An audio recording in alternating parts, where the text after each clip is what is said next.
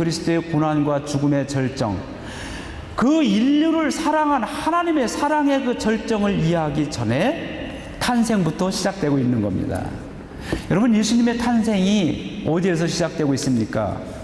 우리 성경에 보면은 가장 낮은 곳 구유에서 태어나심을 성경은 기록하고 있지요.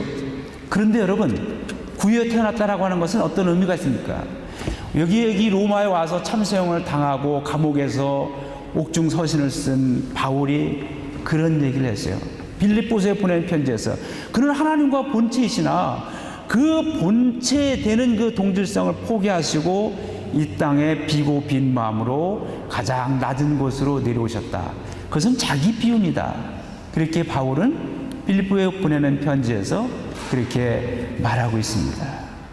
여러분, 예수님께서 마구간에 태어나셨다라고 하는 것은 하나님이라고 하는 존재, 그 그리스에서 말하고 있던 로고스라고 하는 우주 원리의 그 근본, 가장 최고의 그 존재라고 하는, 최고의 원리라고 하는, 우리 인간이 도무지 상상할 수 없고 볼 수 없는, 우리 인간과는 질적으로 다른 차원의 하나님이라고 하는, 절대자라고 하는, 최고의 선이라고 하는 그 하나님께서 그의 백성들을 사랑하시고 그의 백성들을 구원하시기 위해서 그 백성들과 똑같은 자리로 내려오셨다라고 하는 사건이 바로 말구유의 탄생인 것입니다. 예수님께서 이 땅에 오셨다라고 하는, 그래서 그 로고스가 육신을 입었다는 거예요. 성육신, 화육이 되었다라고 하는 이 성육신의 사건 자체가 하나님께서 인간의 몸을 입고 우리와 함께 계셨다라고 하는 거예요. 여러분, 우리에게 아무리 위대한 존재가 있고 멋있고 정말 그런 존재가 있지만 그것이 우리와 아무런 상관이 없다라고 한다면, 나와 함께하지 못한다고 한다면 그 모든 것들은 나와는 아무런 의미가 없는 것이 되어버리고 맙니다. 하나님이라고 하는 존재가 이 우주 만물을 만드시고 최고의 선이고 지고의 존재라고 한다 할지라도 그것이 나와는 아무런 관계가 없다라고 한다면 그게 나와는 무슨 의미가 있겠습니까? 그러나 하나님은 최고의 선이고 최고의 존재고 신이시면서 동시에 나와 밀접히 관계에 있습니다. 왜냐하면 그분은 나와 함께 하신 분이기 때문에 그랬어요. 예수가 한 아기가 태어나려니 그 이름을 임마누엘이라 하라. 임마누엘은 하나님이 우리와 함께 계십니다. 그 세계를 창조하시고 우주 만물 모든 것을 창조하시고 우주 역사의 섭리자고 주관자라고 하시는 하나님께서 그 높은 곳에 우주의 원리로서 계신 것이 아니라 바로 이 땅에 오신 거예요. 그런데 그 오심은 어떤 영적인 존재로서만이 아니라 실제로 모든 인간들, 모든 살아있는 육신을 가진 우리 인간들과 함께 하시기 위해서, 직접 그 기쁨을 함께 하시기 위해서, 직접 우리를 힘을 주시고 우리를 위로해 주시고 우리를 구원해 주시기 위해서 인간의 몸으로 오신 거예요. 그것이 예수 그리스도의 탄생인 것입니다. 여기 사복음서는 그것을 공통적으로 다루고 있고요. 물론 강조점을 아까 말씀드린 대로 조금씩 달리하고 있습니다. 특별히 누가는 우리 로마에 있는 역사가 황제의 이름을 들어서 예수님의 오심을 직접적으로 증거하고 있습니다. 그럼과 동시에 이 예수님은 우리 몸으로 똑같이 오셨지만 단순히 몸으로 입은 우리와 같은 것만이 아니라 그 위에 뛰어나신 이 온 우주 만물을 창조하시고 섭리하시고 마지막 심판자 되시는 하나님과 같은 분이시다.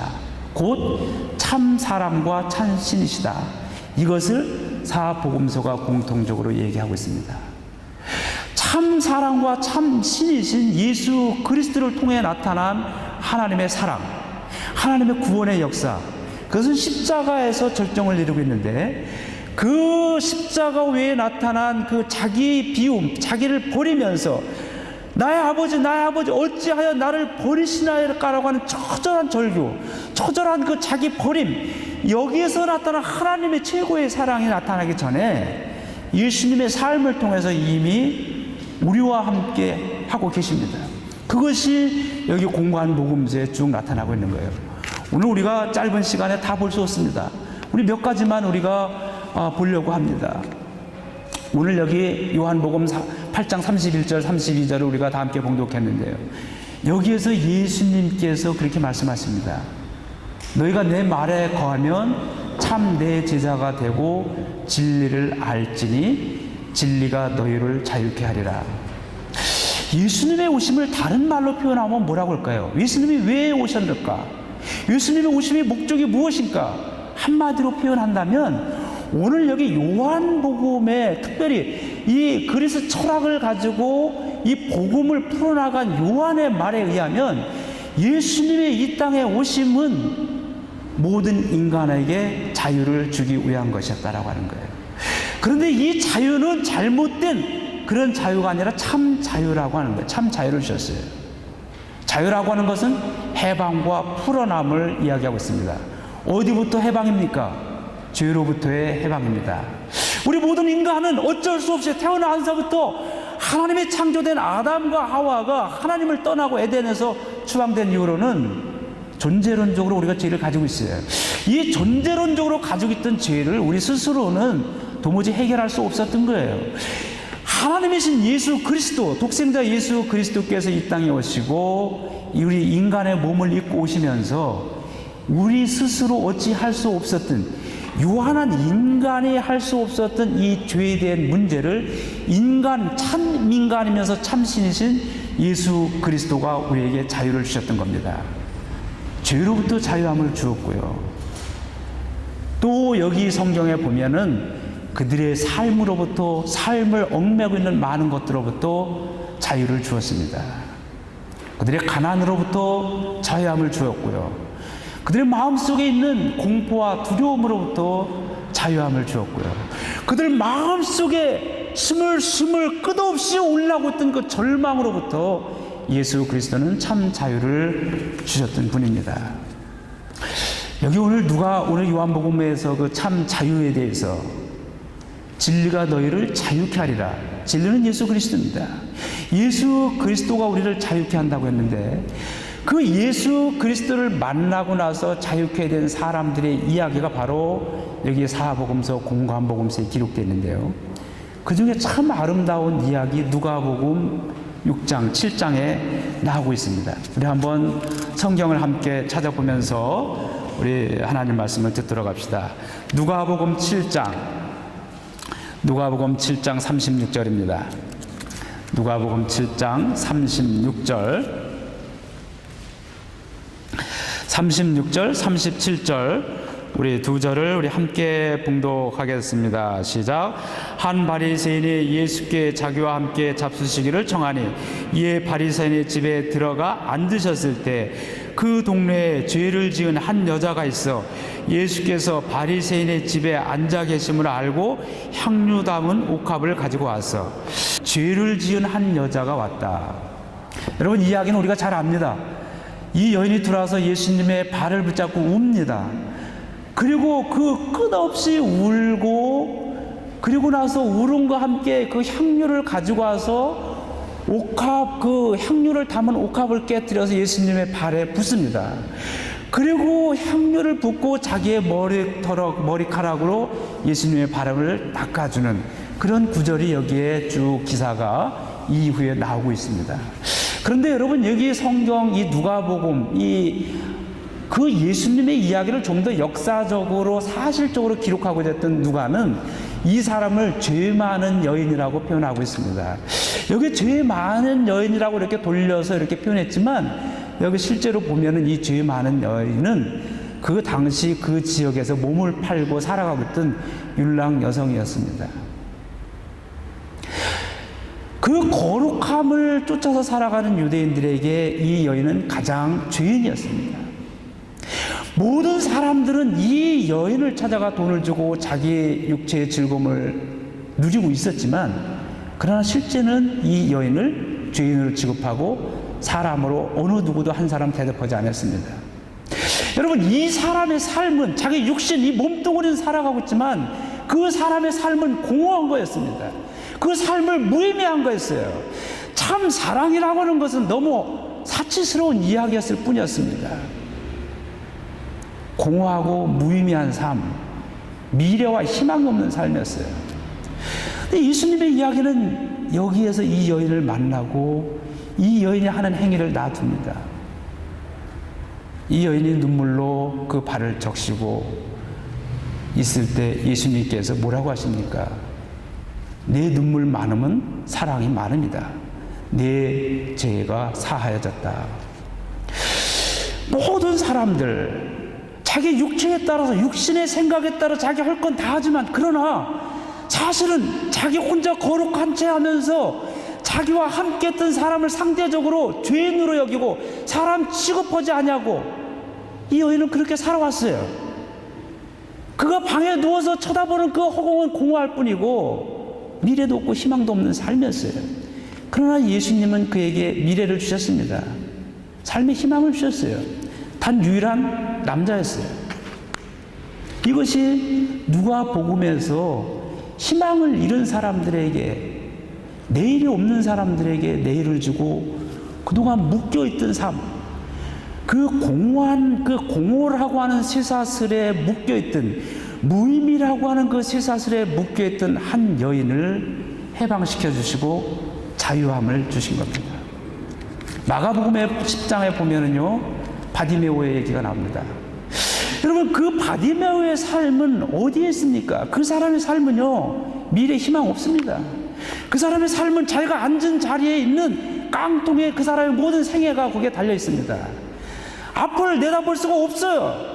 이미 앞을 내다볼 수 없던 시각 장애라는 속에서 미래와 희망이 없다라고 하는 것을 성서는 이야기하고 있죠.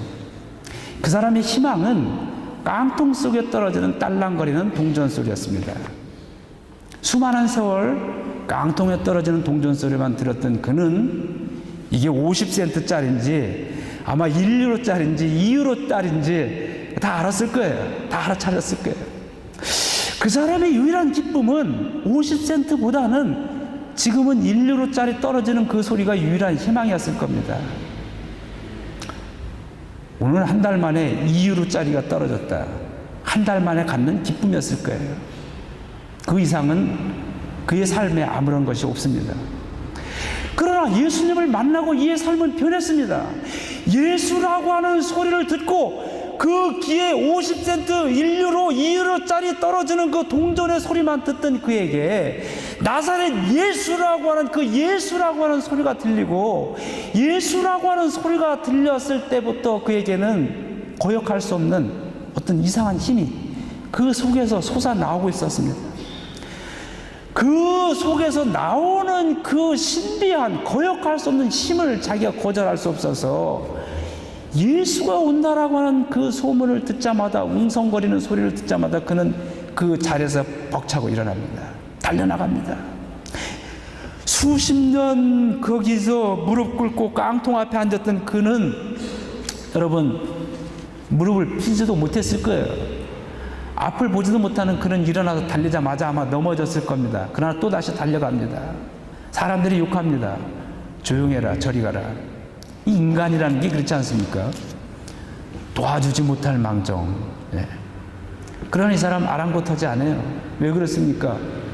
그 속에 예수라고 하는 거역할 수 없는 소리가 들려졌기 때문에 그는 일어나는 거예요. 그리고 그가 평생 외투 입었던 겉옷을 걷어 던졌다 그랬어요. 그게 삶이에요. 그 이불이에요. 자기의 외출복이에요. 자기의 전 재산입니다. 이제는 예수를 만나는 이 시점에서 자기의 전 재산이라고 하는 게 필요 없는 거예요. 나는 지금 눈을 감고 깡통에 떨어지는 50센트 1유로짜리의 소리 그것 이상의 내 인생은 없었지만, 그거 인생의 내 의미와 미래는 없었지만, 이제는 아니라고 하는 예수라고 하는 소리 속에 내 인생이 새로 시작되고 내 앞길이, 내 눈이 띄어진다라고 하는 그 거역할 수 없는 신비의 힘에 의해서 그는 겉옷을 벗어 던지고 주님 앞으로 달려나갑니다. 예수님, 내 믿음이 너를 고쳤다. 그리고 눈이 띄게 됐습니다. 여기 마가복음은 그리고 예수를 따랐더라 그렇게 얘기했어요. 동전 떨어지는 소리, 깡통에 떨어지는 50센트 1유로짜리가 그의 인생의 전부 다였던, 깡통이라고 하는 그 깡통에 떨어지는 50센트짜리 그 소리라고 하는 쇠사슬에 얽매였던 이 바디메오, 예수님은 그 쇠사슬을 끊어버리셨어요. 끊어주셨어요. 자유함을 주셨어요. 그 자리를 박차고 일어나서 진리를 쫓는 새로운 삶을 걸어가게 해주셨습니다. 예수님의 삶이에요. 진리가 너희를 자유케 하리라. 또 어떤 사람이 있습니까? 너무나 많아요. 삭개오라고 하는 사람. 이 사람은 누가복음에, 사복음서에 대부분 가난한 사람들이 많이 나오는데, 이 삭개오는 돈이 많은 사람, 부자였어요. 그러나 가장 왕따를 받던 사람이었습니다. 소외됐어요. 엄청 정말 외로운 그런 사람이었죠. 모든 사람들로부터 멸시당하고 소외당하고 돈은 가지고 있지만 그것이 삭개오의 삶이었어요. 그러나 예수님께서 그를 부르시고 그의 집에 들어갔습니다. 아무도 그의 친구가 되고 싶어 하지 아니하고 멸시당하고 무시당했던 삶. 그러나 예수님은 그의 친구가 되어 주셨습니다. 소외라고 하는 이 쇠사슬을 예수님께서는 삭개오의 쇠사슬을 끊어주시고 삭개오의 삶에 참 자유의 길을 걷게 해주셨습니다. 요한복음에는 어떤 사람이 있습니까? 니고데모라고 하는 사람이 있습니다. 이 사람 유대의 관원이었어요. 지식인이에요. 관리인이었습니다. 사회 지도자죠. 그 지식인과 관리인답게 이 사람의 고민은 참 삶이라고 하는 것, 인간이 바르게 산다라고 하는 것, 이것이 고민이었어요. 그 사람들의 시선이 있기 때문에 밤에 찾아온 거예요. 밤에 찾아서 어떻게 하면 참 삶을 살 수 있겠습니까?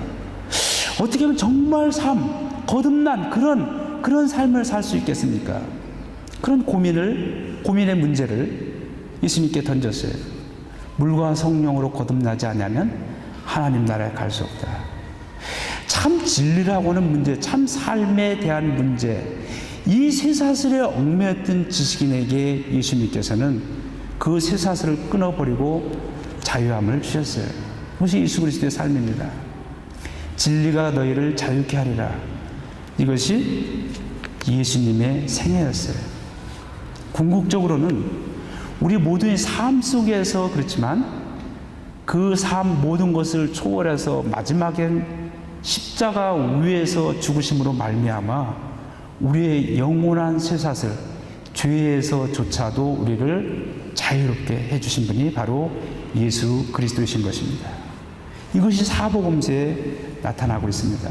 사랑하는 성도 여러분, 이 사복음서에 나타난 예수 그리스도의 이야기가 신화나 전설로 우리가 여겨지지 아니하고 살아 역사는 하나님의 말씀이라고 믿고 성령으로 말미암아 우리 속에 그 하나님 예수 그리스도께서 함께 살아가고 있다고 믿는 우리들에게는 여기 자유함을 입은 이 사람들의 이야기는 더 이상 2000년 전의 고대 문서의 한 이야기가 아닙니다. 오늘 나의 이야기, 나의 삶의 이야기예요. 우리 앞에 놓여있는 목표가 있고 우리가 내가 하고자 하는 것이 있는데 때로는 여러분 그것이 공허하지 않습니까? 때로는 무의미하게 여겨지지 않습니까?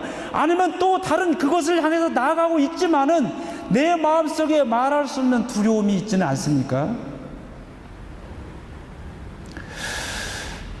예수 그리스도께서는 2000년 전에 갈릴리 나사렛이라고 하는 그 버림받은 사람들, 멸시당한 사람들에게만 참 자유와 진리를 주신 것뿐만 아니라 시간과 공간을 초월해서 예수를 그리스도로 영접하는 사람 누구에게든지 이 참 자유를 선물로 주시고 있습니다. 저와 여러분들이 그 참 자유를 얻었기 때문에 오늘 우리가 이 땅을 살아갈 수 있는 거예요. 그리고 그 그리스도로 말미암은 자유함을 입었기 때문에 오늘 우리는 하나님 주의 전 앞에 나와서 주의 보좌 앞에서 하나님께 예배드리고 찬송하고 기도하고 이렇게 예배를 드릴 수 있게 되는 것입니다. 사랑하는 성도 여러분, 이 강림절 첫 번째 주일에 참 자유를 주신 예수 그리스도를 우리가 다시 영접해야 됩니다. 예수님께서 우리에게 임하시고 주의 성령이 임했지만 우리는 때로는 우둔하고 어리석어서 이미 나에게 오신 주님을 무시하고 있습니다. 나와 동행하고 계신 하나님 예수 그리스도를 알아보지 아니하고 혼자 간다는 말이죠. 여러분, 부모님이 오셨는데 부모님 여기까지 오셔서 처음에 한번 반기더니 그냥 거들떠도 보지 않고 한 번도 이렇게 하지 않는다면 어떻게 했어요? 네? 그리고 모처럼 로마 구경시켜드린다고 나와가지고는 혼자 막 가고 말이죠. 왜 이렇게 그냥 걷지도 못하시고 그냥 알아서 천천히 오셔하고 혼자 막 이렇게 간다면 여러분 얼마나 서운하시겠어요. 네, 거기 같이 맞춰드려야죠. 같이 손잡고 같이 안내를 해드리고 말이죠. 나와 함께 하시기 위해서 주님 오셨지만 우리가 그 주님을 무시하고 혼자 간다면 함께 하시기 위해서 오신 하나님 예수님께서 얼마나 서운해하시고 멋쩍어 하시겠습니까? 함께 동행해야 됩니다. 그걸 인정하십시오. 이미 지금 우리 속에 계십니다. 우리 가운데 계십니다. 그분의 말씀을 듣고 그분을 인정하고 그분과 동행하십시오. 그것이 오늘 우리가 해야 될 일입니다. 그렇게 할 때 우리 속에 있던 공허와 무의미와 절망과 두려움, 이 모든 쇠사슬을 끊고 참 자유를 다시 한번 얻게 됩니다. 그리고 그 주님이 주신 참 자유를 가지고 살아갈 때 우리에게 하나님이 주신 은사와 달란트와 능력이 열매를 맺게 되는 것입니다. 그 하나님이 주신 은사와 능력과 달란트를 가지고 우리는 이 땅에 아직도 쇠사슬과 이 모든 것들로부터 얽매여 있는 사람들에게 참 자유, 예수 그리스도를 나타난 하나님의 참 사랑과 구원과 자유함을 우리는 전해야 됩니다. 하나님 나라입니다. 이 교회와 여러분에게 그 사명을 주셨습니다. 사랑하는 성도 여러분, 강림절 첫 번째 주일을 맞이하면서 우리 참 자유를 주시기 위해서 오신 예수님을 마음껏 기뻐하십시오. 그리고 그분을 다시 한번 영접한다는 것은 그분을 인정하고 그의 말씀을 듣고 그와 함께 동행하는 것입니다. 이렇게 살아감으로써 이 강림절을 통해서 주님의 임재하심을, 성령의 임재하심을 체험하고 하나님 나라를 이뤄가는 여러분이 되기를 주님의 이름으로 축원합니다.